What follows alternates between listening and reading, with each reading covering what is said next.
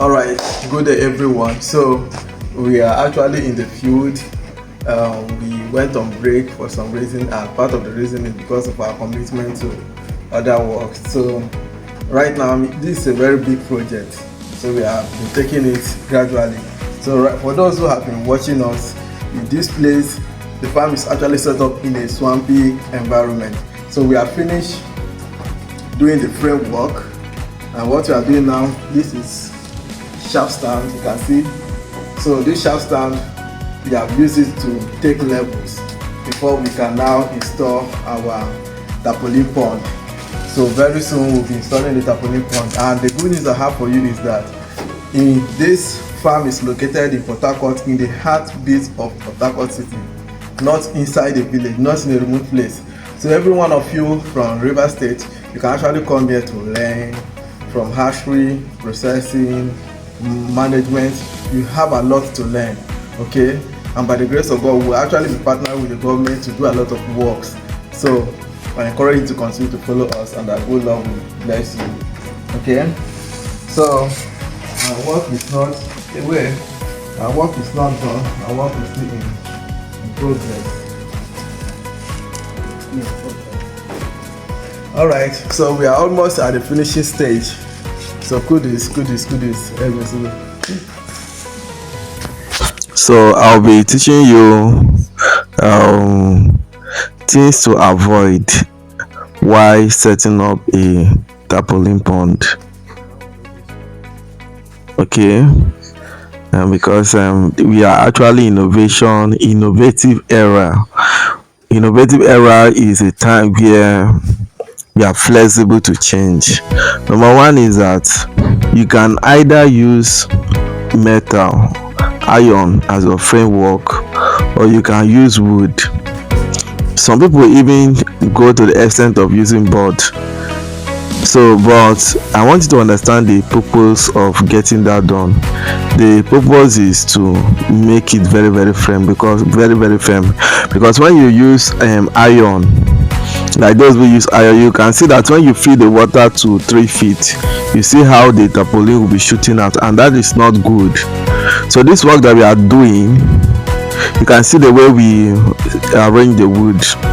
The reason is to brace the pond very well, and we carefully use wood that are very strong, and to make sure that everywhere is firm. Then for the floor, it is very much important for you to ensure that you get rid of every dirt and every sharp object. So that's one of the reasons why we use sharp sand to fill the floor, to also make it balanced. So it is also very necessary for you to ensure that you maintain a level ground. Then if you want to slope it in a way that you are sloping it in the direction of water flow, especially while discharging, so that it can discharge via gravity. I believe you are learning something from what I'm saying, because one of the reasons why some people have challenge, you see that after setting up their farms, it won't last long and everything will begin to collapse. Part of the reason is because they actually do not follow a guide. They didn't follow a guide. So you always need someone that had experience to be by your side, and this is not the end. So I'm encouraging every one of you who has been following to continue to follow us, and do well to share our videos, so that those who are coming to the system will learn. Actually, many people are running away from fish farming because of the high cost of feed and fuel to run, but I keep telling people that you don't need to run away from it, because even when you run, more people are coming. So all you just need to do is to keep asking questions. What do I do for the feed? One of my clients was asking me, is there any other thing I can use, maybe chicken intestines or animal waste or even bread for the feed? I will encourage you, train what you can manage. So instead of you to run out of the business, Part of what you can do is to reduce your stocking density so that you can feed your fish well, because this business is garbage in, garbage out. So I won't tell you to go and be giving your fish bread or food that are not palatable. At the end, instead of you to get the expected weight, you will now be getting something else that you don't like. So guys, very soon be rounding up this section. This fish college, that's our number on the screen.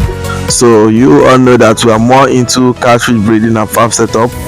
So feel free to chat us on WhatsApp, and I encourage you to register for our mentorship class if you are here to do it. If you haven't picked your training manual, I will encourage you to also do that.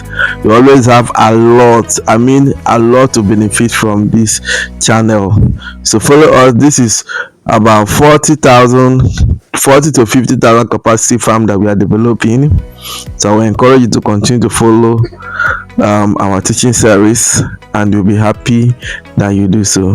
Thank you. Remember, we love you. We love you guys.